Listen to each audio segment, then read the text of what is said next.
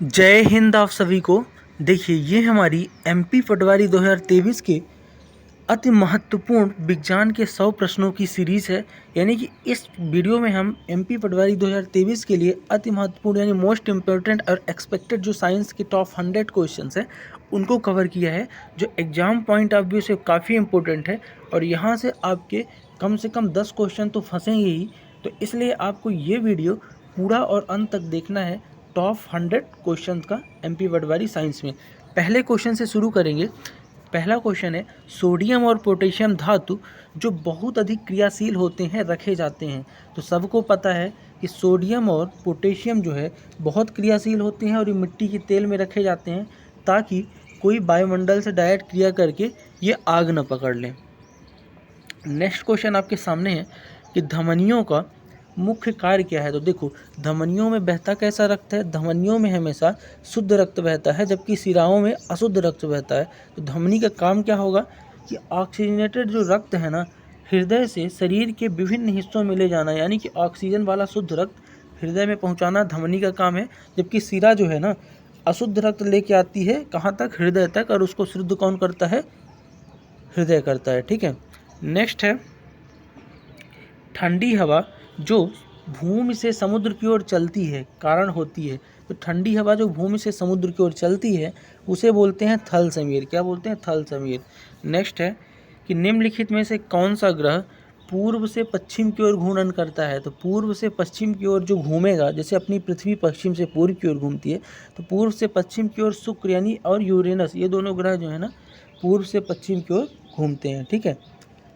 Next question देखेंगे कि bulb में एक पतला तार होता है। बल्ब में एक पतला तार होता है और तब जलता है जब उसमें विद्युत धारा प्रवाहित होती है, इसे कहते हैं।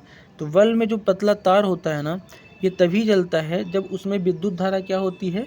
प्रवाहित की जाती है। ठीक है। तो ये क्यों होता है? क्योंकि ये जो होता है बल्ब में फिलामेंट होता है, यानी फिलामेंट के कारण ही बल्ब जलता है और ये रोशनी देता है। ठीक है। नेक्स्ट है, वो लघुत्तम समय अंतराल जिसे सामान्य रूप से उपलब्ध घड़ियों से मापा जा सकता है।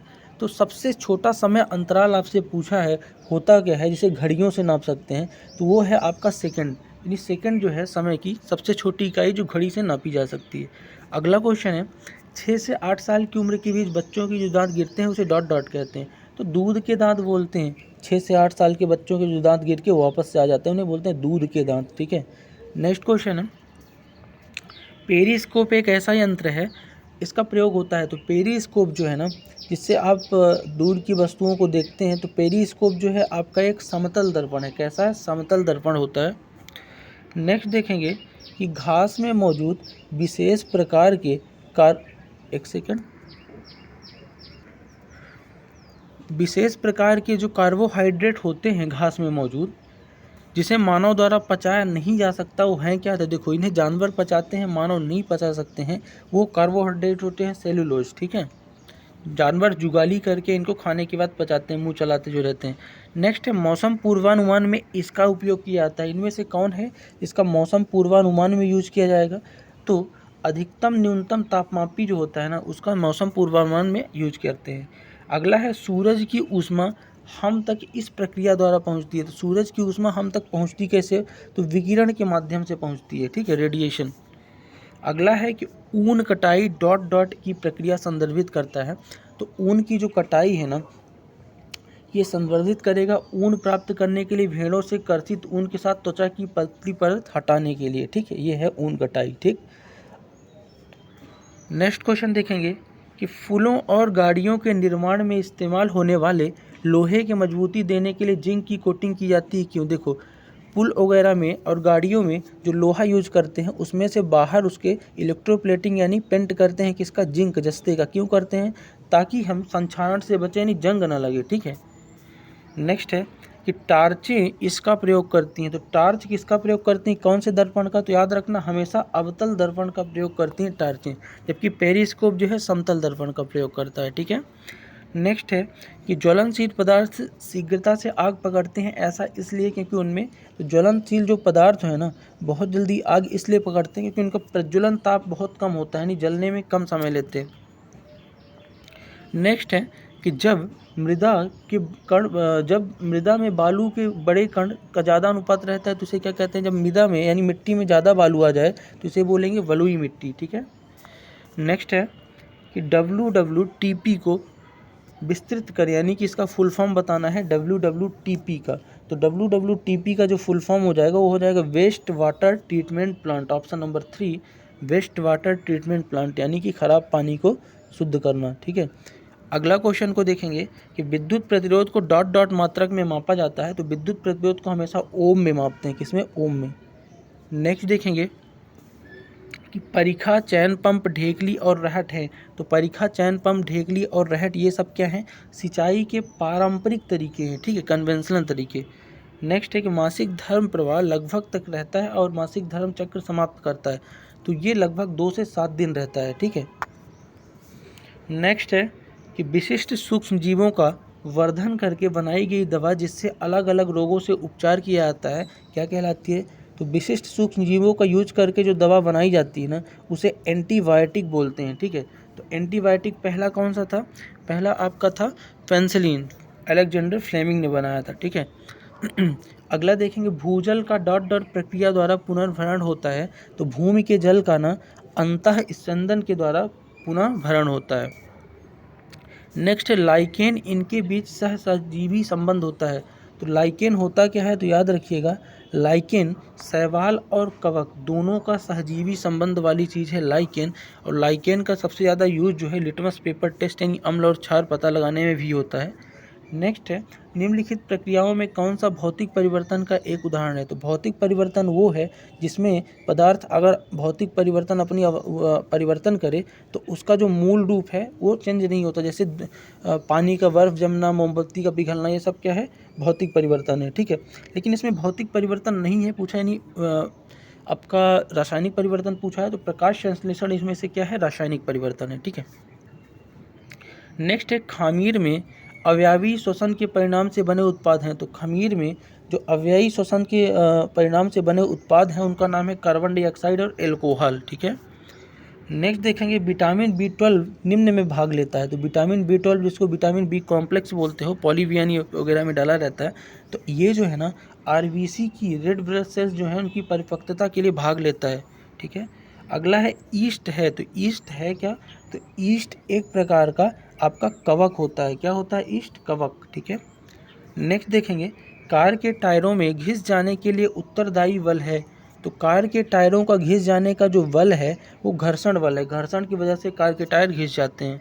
अगला देखेंगे हाइड्रोजन का बहुतायत पाया जाने वाला समस्थानिक है। तो हाइड्रोजन का सबसे ज़्यादा पाया जाने वाला जो समस्थानिक है ना वो है प्लूटोनियम। ठीक है। अगला है औद्योगिक अपशिष्ट का निष्कासन कहलाता है, यानी कि औद्योगिक उद्योगों से निकला हुआ कचरा जो है ना उसे कीचड़ बोलते हैं, याद रखना।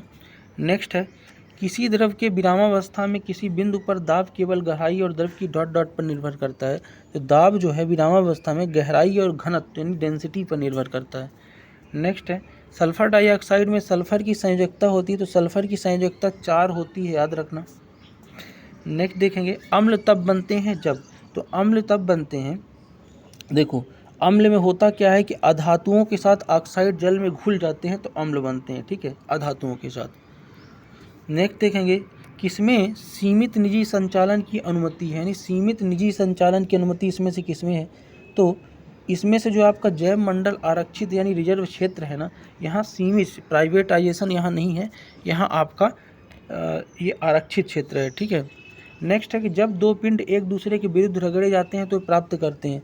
तो दो कोई भी पदार्थों के एक दूसरे के विपरीत रगड़ोगे या घर्षण करोगे तो परिणाम तो समान रहेगा, लेकिन प्रकृति में ये क्या हो जाएंगे? असमान हो जाएंगे। ठीक है। अगला क्वेश्चन है कि वाहन की गति के मापने के लिए प्रयुक्त यंत्र। वाहन की गति हम किससे मानते हैं? तो स्पीड होती है वाहन की गति मापने वाला स्पीडोमीटर। नेक्स्ट है निम्नलिखित में से कौन सा एक परजीवी है? तो परजीवी बताना है। तो इसमें से जो आपका पिचर पादप यानी कि दूसरों को आश्रित है, पिचर पादप यानी कि आपका एक तरह से कलश पादप भी आई थिंक इसको बोलते हैं, जो आपके कीड़ों को खाने वाले पौधे। नेक्स्ट है निम्न में से कौन सा गुण सहसंयोजक बंध के संबंध में गलत है? तो सहसंयोजक बॉन्ड जो है उसके संबंध में गलत गुण कौन सा है? तो सहसंयोजक की जो ज्यामिति है निश्चित नहीं होती, ये गलत है, क्योंकि इसकी ज्यामिति जो है निश्चित होती है। ठीक है।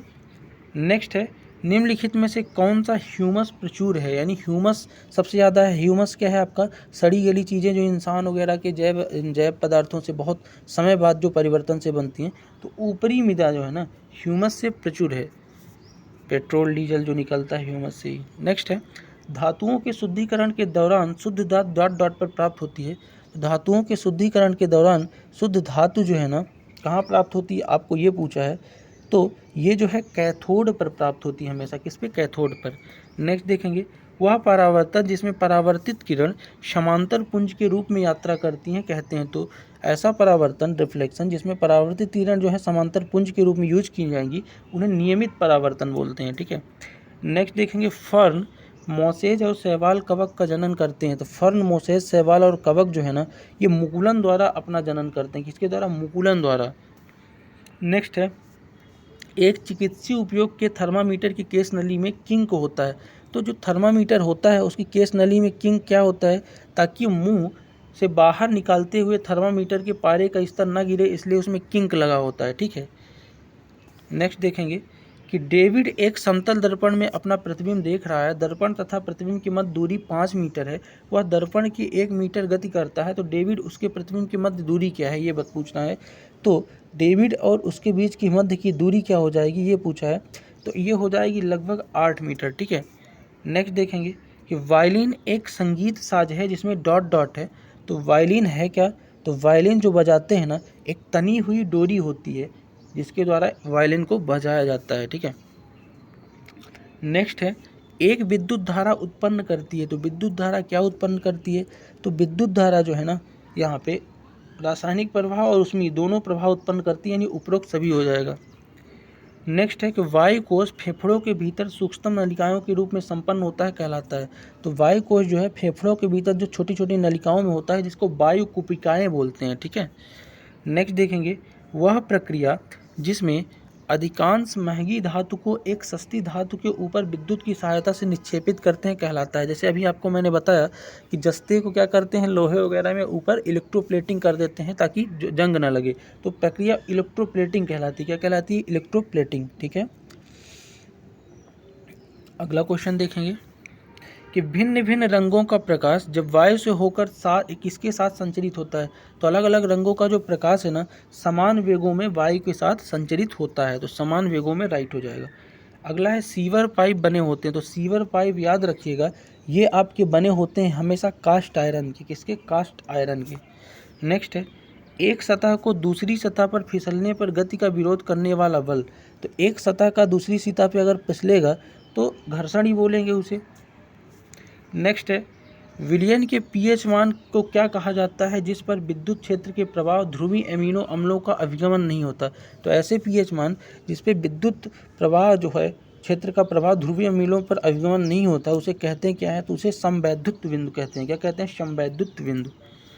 नेक्स्ट है, कंपनशील वस्तु की उसकी माध्य अवस्था से अधिकतम दूरी कहलाती है। तो कोई कांपती हुई जो वस्तु है कंपन से उसकी माध्य अवस्था से अधिकतम दूरी को एम्पलीट्यूड यानी आयाम बोलते हैं। ठीक है। नेक्स्ट है, उदासीनीकरण अभिक्रिया में अम्ल क्षार के साथ अभिक्रिया करके देता है। तो अम्ल जो है ना क्षार के साथ अभिक्रिया करके लवण और जल देता है। याद रखना क्या देता है उदासीनीकरण में? लवण और जल। नेक्स्ट देखेंगे, मृदा में उगने वाली फसलों की उपयुक्तता निर्भर करती है उसके। तो मिट्टी में उगने वाली जो फसल हैं उनकी उपयुक्तता किस पे निर्भर करेगी? तो वो स्पर्शानुभव पर, रंग पर, प्रकाश पर, तीनों पर, यानी उपरोक्त सभी इसका राइट आंसर हो जाएगा।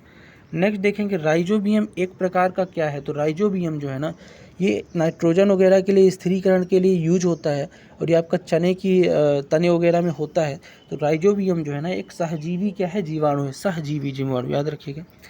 नेक्स्ट है, स्थिर बनने के लिए धातुएं क्या करती हैं? तो स्थिर बनने के लिए धातुएं 4 ऑप्शन आपके पास है। तो स्थिर बनने के लिए धातुएं जो है ना हमेशा इलेक्ट्रॉन का क्या करती हैं? त्याग करती हैं। ठीक है। नेक्स्ट है, धातु M के ऑक्साइड का सूत्र M2O3 है, इसका नाइट्राइड का सूत्र क्या होगा? अगर M2O3 ऑक्साइड है ना तो नाइट्राइड क्या हो जाएगा ये बताना है। तो नाइट्राइड हो जाएगा Mn। ठीक है। नेक्स्ट है कि जब लोहे की कील कॉपर सल्फेट के विलयन के साथ अभिक्रिया करती है तो अभिक्रिया को क्या कहते हैं? तो लोहे की जो कील है, आयरन जब कॉपर सल्फर के साथ क्रिया करेगा सल्फेट के साथ, CuSO4 नीला होता है जिसको बोलते हो, तो एक विस्थापन अभिक्रिया हो जाएगी, ठीक है, फेरस सल्फेट दे जाएगा। नेक्स्ट है निषेचित अंड को क्या कहते हैं? तो निषेचित जो अंड है ना उसे क्या बोलते हैं पूछा है, तो उन्हें युग्मनज बोलते हैं। क्या बोलते हैं? युग्मनज। नेक्स्ट है निम्न में से कौन सी धातु शुद्ध अवस्था में पाई जाती है? तो इनमें से शुद्ध अवस्था में कौन सी धातु पाई जाती है? तो सोना जो है हमेशा शुद्ध अवस्था में पाया जाता है, ठीक है। नेक्स्ट देखेंगे इनमें से कौन सा विकल्प केवल आभासी प्रतिबिंब बनाता है? तो इसमें से उत्तल दर्पण जो होता है ना हमेशा आभासी प्रतिबिंब बनाता है। नेक्स्ट देखेंगे निम्न में से किस विधि का उपयोग दूध से दूध पाउडर को अलग करने के लिए करते हैं? तो दूध से अगर दूध पाउडर में परिवर्तन करना है ना तो आप जल निष्कासन यानी जल को निकाल दोगे दूध से तो दूध पाउडर बनेगा। अगला है वे जीव जिन्होंने केंद्रक तथा झिल्ली परिबद्ध कोशिकाएं अनुपस्थित होती हैं कहलाता है।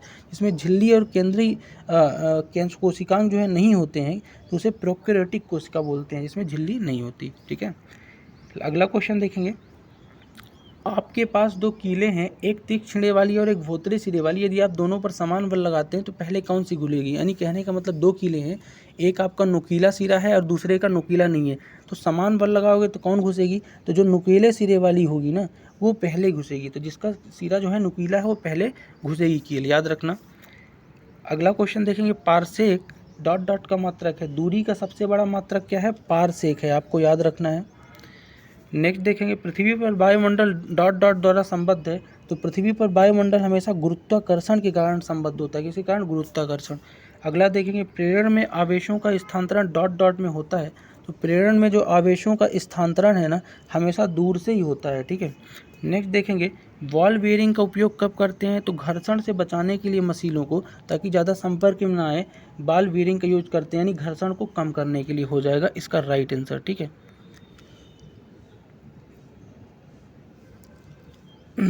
एक सेकेंड, अगला क्वेश्चन देखेंगे कि देश के धन सूचक के रूप में उपयोग किए जाने वाला तत्व कौन सा है? तो धन सूचक के रूप में सोना दिखाता है, सोना का भंडार जितना होगा उसको धन सूचक इतना ही अच्छा उसके देश को कहेंगे, ठीक है।